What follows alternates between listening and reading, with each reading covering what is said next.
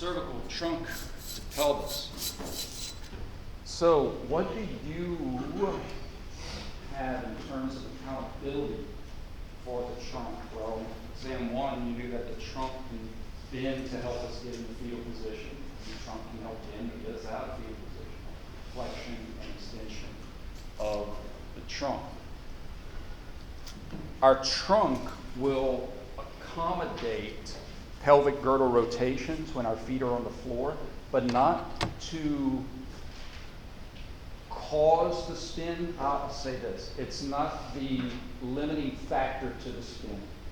What I mean by that is feet are on the floor, hey trunk muscles, or hey trunk flex. I can flex my trunk and my pelvis doesn't have to roll or spin or spill water. I can bend to the right or to the left, I can twist to the right or to the left, I can flex and extend. The pelvis doesn't have to go anywhere. Only until the hips start to move, when my feet are on the ground, will the pelvis start to spin. However, what the trunk does, the trunk is there for shock absorption, for balance of your upper extremity, for a level of what you need your upper extremity to be. I'll give you an example. If all I did was anterior pelvic girdle rotate because of hip flexion, and my trunk stayed in anatomical position, I'm repositioning everything on top of the pelvis. So if I want my shoulders to stay level for me to work, I have to extend the trunk. Okay? If my pelvis posteriorly rotates because of hip extension, and my trunk stays in the same position, is going along for a ride, I have to flex the trunk to stay forward. Make sense? So the pelvis is trying to pour water side to side, front to back, and my spine is literally doing this. This is how we traditionally look at spinal movement. But when I'm moving the pelvis above the feet, the spine's kind of doing like this. Does that make sense? The spine usually moves. It doesn't have to. Like this one, it doesn't have to. But if we're trying to keep my shoulder straight, the spine is going to bend like this. Not our traditional way of looking. So in other words, same story. I can have hip rotation moving the small part or the big part. Guess what? I can bend the spine moving the top part, but I could also bend it the same way moving the bottom part. That's all this lesson is about. This is flexion just as much as this is flexion. This is extension just as much as this is extension. Yes? Okay. Now, lucky for you guys, I am an accomplished artist. Like for real, I got an award in kindergarten. It was like 4th place. And like 5 people competed. But I mean, you know, it's still pretty good.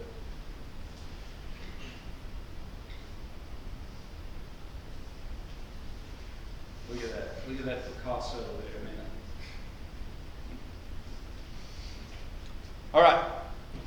Obviously, this is absolutely horrible of a drawing, but hopefully you'll get the point, all right, with the obnoxiousness. So the square represents our pelvis. And yes, I know that your spine isn't literally straight, but there's symbolism here. Anatomical position, that's the symbol. So notice if we go from left to right, I'm sorry, I was trying to. If you have posterior pelvic girdle rotation, I drew the little dotted lines to show you anatomical position from the pelvis's perspective of your trunk and your hips. Does that make sense? So in other words, if you go left ear, left shoulder, you would see, well, my best try, to see where the trunk and the hips would have started,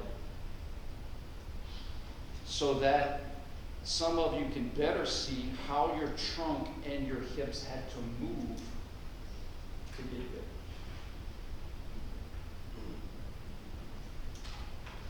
Are you with me so far?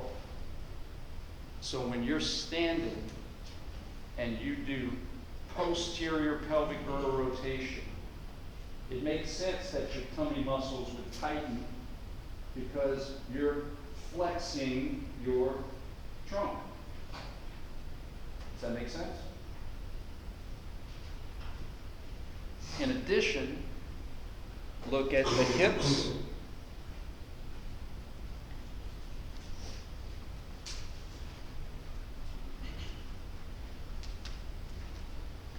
This is where I started. This would be flexion. So the hips would be what? Extended. From here to there. So I'm extended here, and I had extension to go here. Does that make sense?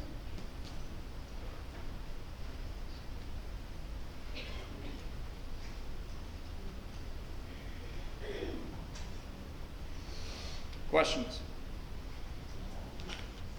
Remember, we talked about spinning the merry-go-round and how we called it a force couple in mechanics.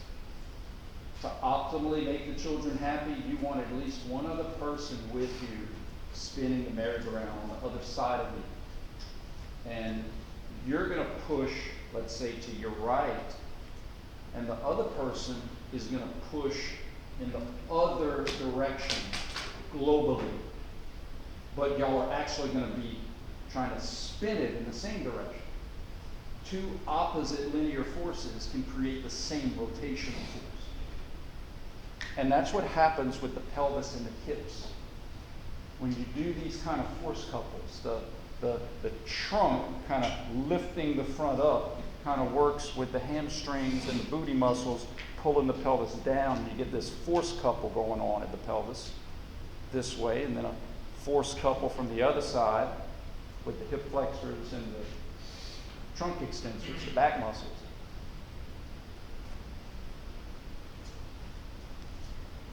The movement is subtle. You know, someone could be posteriorly tilted and it's hard to see. And then they can anteriorly tilt it. It's hard to see. There's clues, but it's hard to see. And the reason it's hard to see, I've said this 1,000 times, is because I need to train you guys to not just look at trunk motion like this. I need to train you guys that trunk motion can happen on the bottom. And if you don't believe me, you guys have done, I'm sure, reverse crunches before. Don't you feel it in your tummy muscles? And the top part doesn't move because you're literally taking, let's say here's your pelvis, and here's your trunk, and you're doing this. Flexion, tummy muscles, extension. Crunch,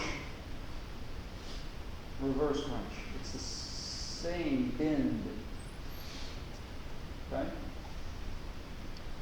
All right, let's go to the other one. So the one all the way to the right, which is by far my better drawing. Start from the photo on the left. What type of pelvic girdle rotation? Anterior spin, good. Now let's look at the trunk position and the hip position. And again, it may not look like it's moving because when you're rotating your pelvis about fixed legs and fixed shoulders, it's hard to see anything moving. You don't think the hips are moving because you don't see the traditional ways hips move in your work. And you don't see trunk moving because you don't see traditional ways trunks move in your world. And that's okay. But that's why we got to practice. And if you see it, guys, awesome. But if you don't see it, that's okay. You got to practice. You got to practice. You got to get those reps. Get those reps in.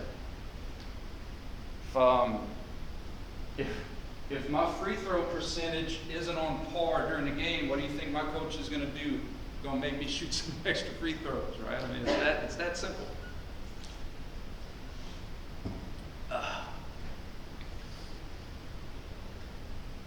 All the way to the left, all the way to the right, anterior pelvic girdle rotation. Because of the hip flexion, and then my trunk is going to have extension if I want to keep my shoulders level. But the pelvic girdle rotation isn't dependent on my trunk motion. In other words, if I'm anteriorly tilted because of the hip flexion and my trunk is extended to keep my shoulders level, I could totally flex my trunk and my pelvis doesn't have to do anything. The movement of the trunk is more to counter what the pelvis is trying to do to everything on top of it. So if the pelvis is trying to tilt your whole body to the right, wouldn't you want to lean back to the left? I think of it as riding a bull. Right? The bull rider is the bull wants to tilt forward. What does the bull rider do? Lean back. It's the same thing. If the bull is trying to tilt forward, if I'm trying to stay on the bull, I don't want to go forward. I want to lean back. And then if he's trying to buck back, I want to lean forward. I want to try to stay level. The trunk movement in these examples are meant to keep all of this stuff where I need it to be. So like if you're typing, let's say you're standing at one of those standing desks and you have your weight on your left foot, right? You have right lateral pelvic girdle rotation. Your left hip is adducted, your right hip is abducted. And you're working with your hands level, your eyes level. All of a sudden you get tired and you shift like this. It seems like just such a simple movement, which it is a simple movement, but there's a lot of stuff going on. Your pelvis had to have left lateral pelvic girdle rotation. It had to go from being here to being there. Your left hip abducted, your right hip adducted, and your trunk went from being bent to your left to being bent to your right. Because if your trunk didn't, this is what would happen.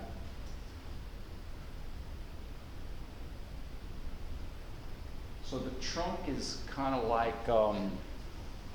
you know how our cars are designed where we can go down bumpy roads, but yet we can stay smooth, right?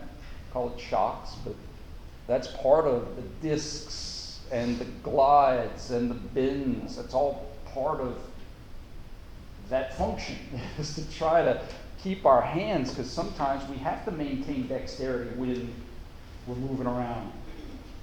You know, catching passes and baseballs and footballs, and our lower extremity are like tires running on a bumpy road, uneven road, and we need to be able to maintain eye position or hand position, and that's how we do it. As our pelvis and our hips are doing their magic, our trunk can kind of bend and compensate and sway so that we can maintain what we need to maintain in our work. And that's where the terms functional circles come from, that's in the text, or functional circles of reach. You know, my whole body needs to reposition me to run back, but I need to keep my hands here to grab the baton or to catch the pass or defend the pass. And so while all this stuff is trying to twist my whole body to my left, I cancel that out by twisting my trunk to the right. Or in the case of sight, while my whole body is trying to twist my eyes to the left, I compensate by twisting my neck to the right so that I could keep an eye out for what I'm looking at. Like, that's not magic. If I didn't twist my neck, I'd look to the left, literally, if I stayed in anatomical. So what I need to teach you are these illusions. Well, no, the neck didn't move because the eyes didn't move. No, the neck moved because the eyes didn't move. That's why the eyes stayed looking at what I was trying to look at. It's because the neck twisted or the neck bent. I think an easy one is the neck when we get to it eventually. You know, if I tried to tilt my whole body this way and I'm trying to keep my eyes level, the only option is for me to bend my head back.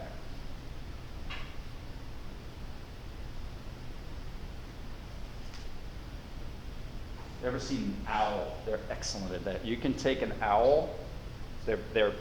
We're like owls, not as good, but we are three-dimensional. Our eyes are curved for that third dimension. We're predators.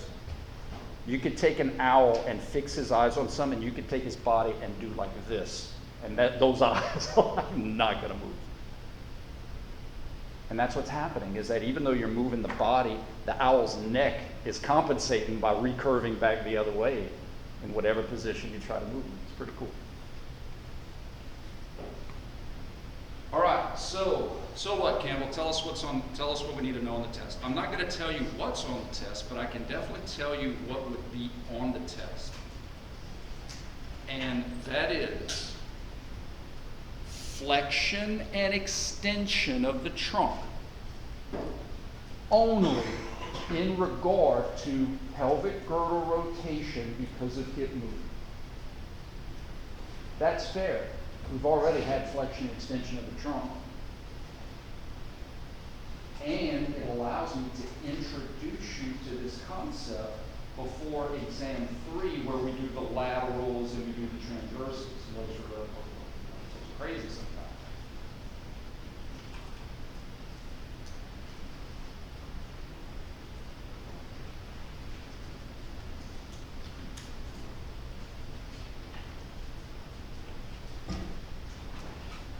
Do another masterpiece.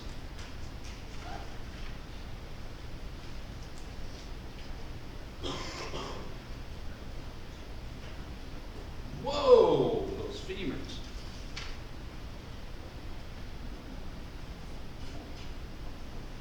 Who's in Miss Lucy's class? Ask her about, I meant to give her a compliment when we were in college, but because she's tall. And one time I accidentally, because like I'm socially weird and like neurodivergent, and I was trying to give her a compliment. I was like, "Whoa, look how long your femurs are!" And she was like, I said, "What?" I said, "It's a compliment." So weird. That's a true story though. It freaked her out, but I was trying to be nice. It worked out. Oh, come on, Campbell. See, talking about my wife distracting me.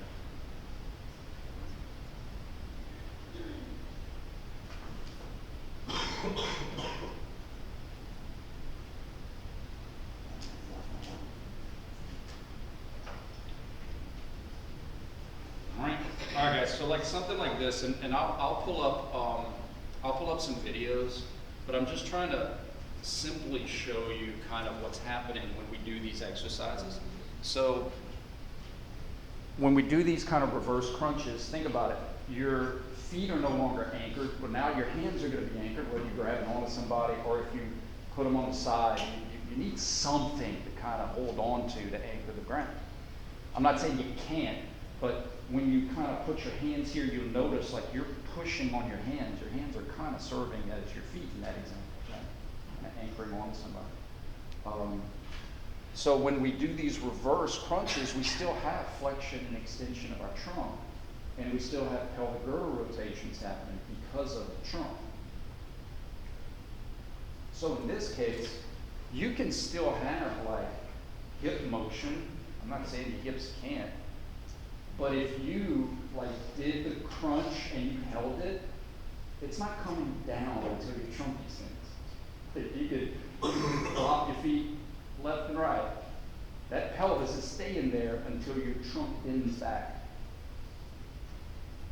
That makes sense? So that's what's coming next. But on the test, I will ask, I think it's fair to ask about the trunk flexion and the extension, because we've had flexion and extension already.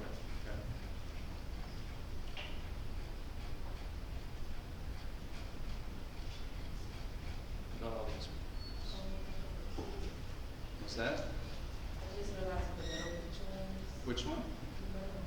The middle one? Yeah, I was trying to figure The out. penguin? Yeah. You like the penguin? It's pretty cool.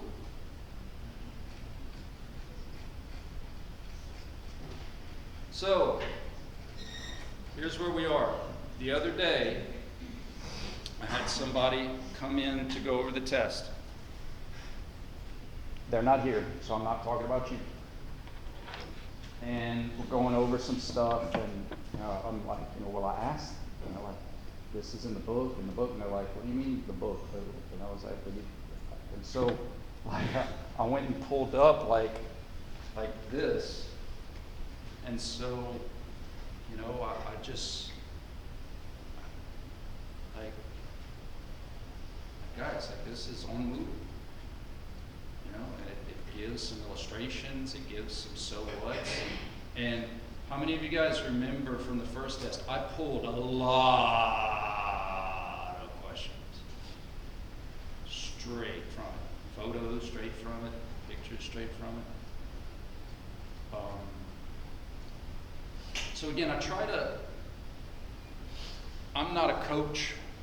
I played a few things just like most of you did or still doing. But I'm a physics geek who will never tell you what to do. I just explain why things are the way they are. That's all I do. Okay?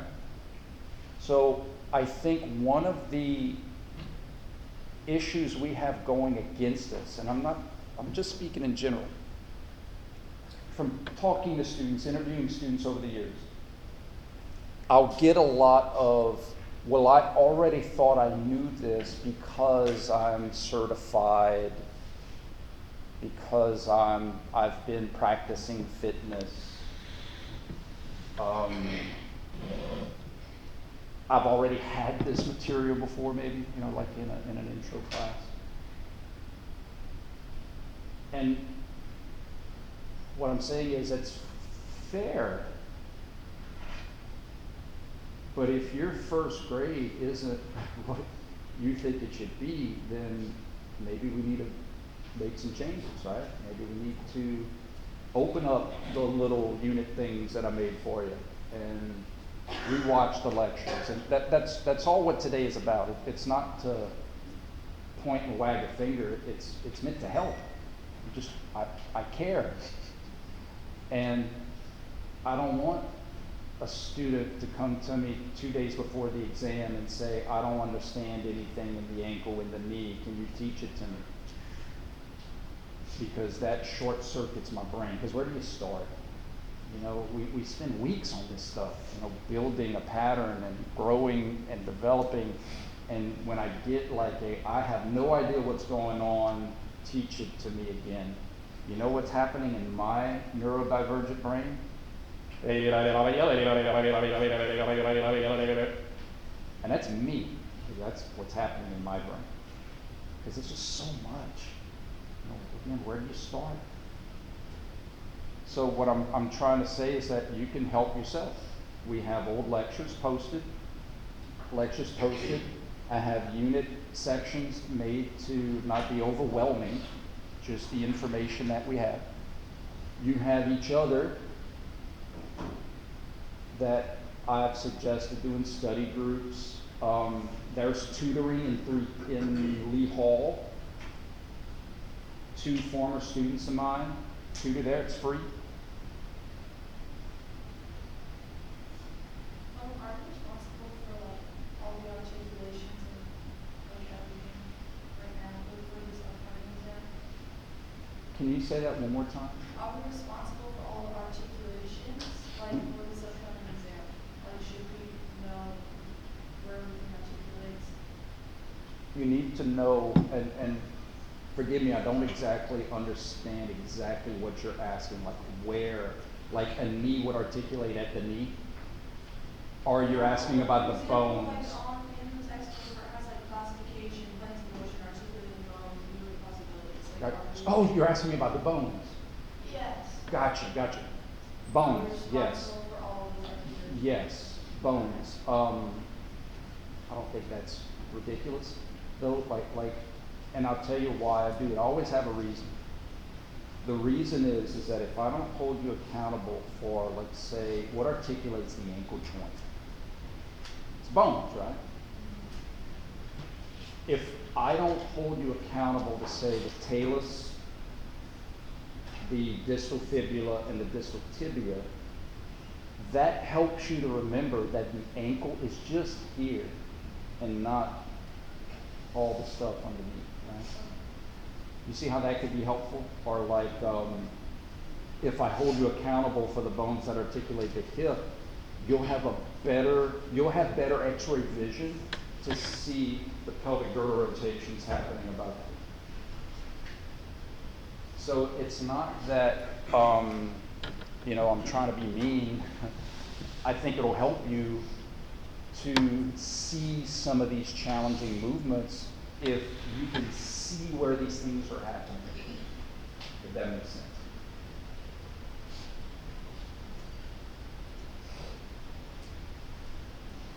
Thank you for working. I didn't understand at first, but Yeah. I got all of it. Any other questions? Yeah, please. So you there's a left lateral pelvic girdle that moving in the middle. Is the left hip abducted, is that what you're saying? And the right is AB? Mhm. Okay, I want to make sure I wrote that down right. There should be, and we'll double check in the book, but when I do this, so here's the progression. Just like, have you ever pole vaulted before? I did, but I know that, for example, on the track team that I was on, and I worked track and field at NC State, you progress. You would do, heck, it's even in CrossFit or functional fitness. You don't just start off doing, muscle ups. Like there's a progression, right? And so it's the same with my teaching, where like we may start off doing one leg, and then it may become two legs with making it obvious because my trunk goes along for the ride. And then it progresses to subtle because my trunk bent back so it's not as obvious, right? Okay. So with the left lateral, when I do this, it's because this did that, and it's because this did this.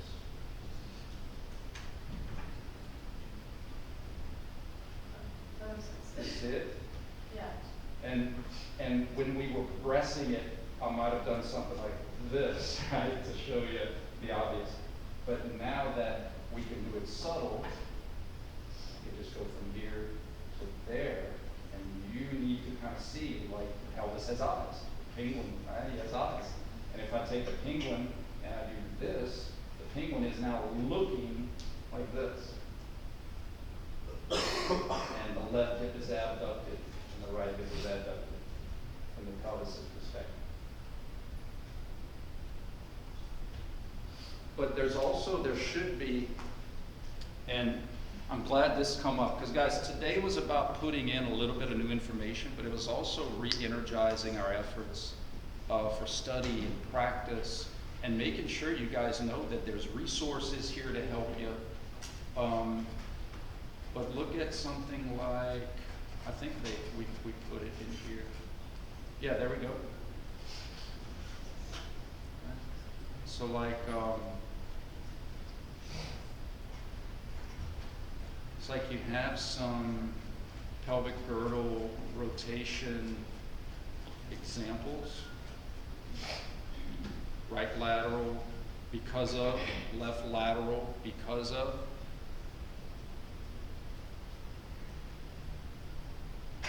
Cool. Now, mistakes happen. So, so in other words, if there's one that, my editor put right instead of left, or I put right instead of left, that's when you're like, Dr. Campbell, this says right, but man, it doesn't seem right. Let me take a look at it and be like, because you're right. And then I'll spit it off as, yeah, I did that on purpose, just to see if somebody was paying attention. What about the degrees of normal range of motion? Do we memorize those?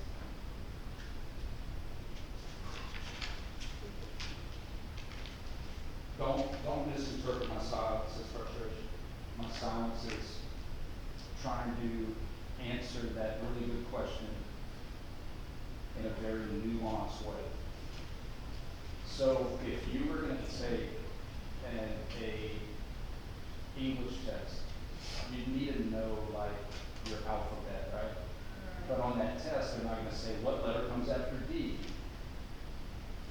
So in my opinion, I'm never gonna say, how many degrees is external rotation?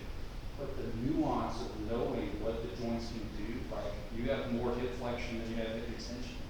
You have more this than that, you have about as much as this as that, goes into the overall recipe of being able to see what's happening here, if that makes sense. And that's why I put it in there, is as a complement to trying to see the things that are happening unconventional. And also like help you understand like hyperextension or inflection. Absolutely. Absolutely.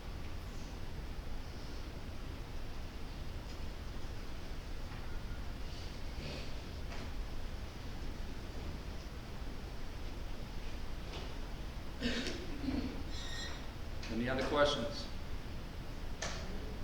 All right, last thing I'll say. I'm not mad. I'm not angry. I'm not upset.